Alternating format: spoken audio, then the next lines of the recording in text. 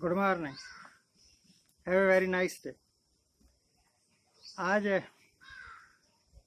हमारे इलाके में बारिश हो रही है। बादल हैं चारों तरफ छाए हुए। मौसम सुहाना है।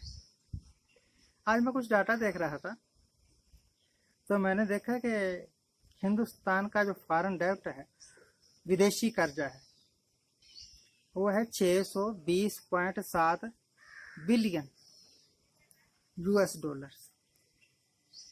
अब बिलियन का मतलब तो आपको समझ में नहीं आएगा।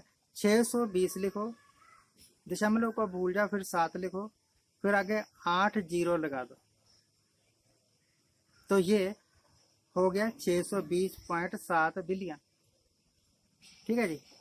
अब 620.7 बिलियन का मतलब है 620 खरब रुपया।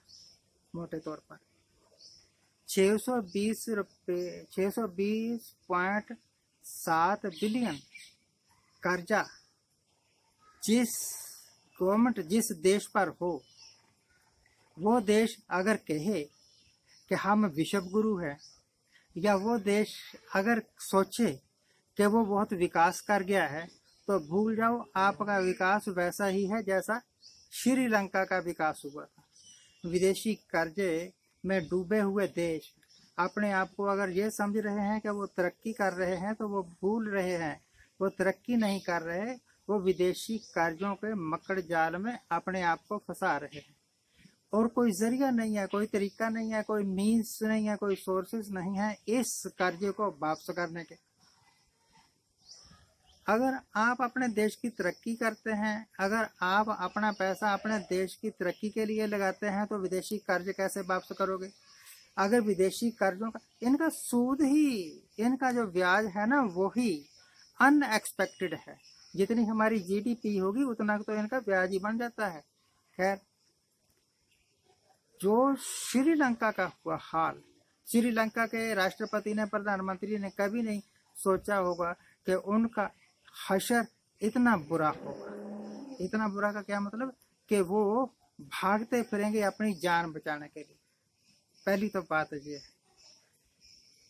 हमारे हिंदुस्तान में 120 मतलब 120 लाख समझ लो जेलें।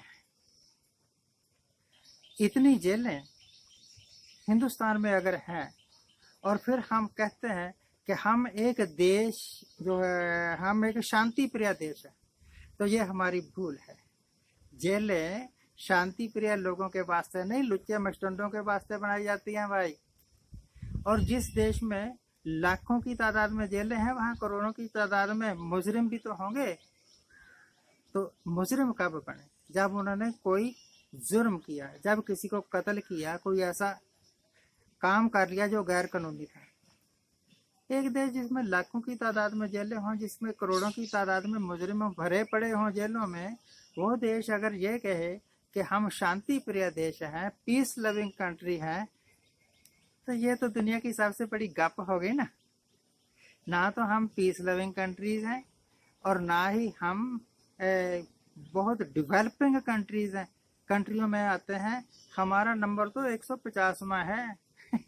हमारे से आगे तो बांग्लादेश जैसे देश जो तरक्की कर रहे हैं, थोड़ी बहुत, पूरी तरक्की नहीं कर रहे हम, they are better than us. तो भैया, नेताओं के भाषणों में ना जाया करो। हकीकत ये है कि कुछ 1000 किलोमीटर सड़कें बना देने से, या कुछ शहरों के नाम बदल देने से, या कुछ शहरों में बुलडोजर चला के वाहवाही लूट लेने से, मकान गिराए लोगों के और कुछ बेवकूफ़ों ने ताली बजा दी, या अग्नि दूत, कौन सा नाम रखा है इन्होंने, अग्निवीर सैनिक भर्ती करने से आप तरक्की नहीं कर रहे।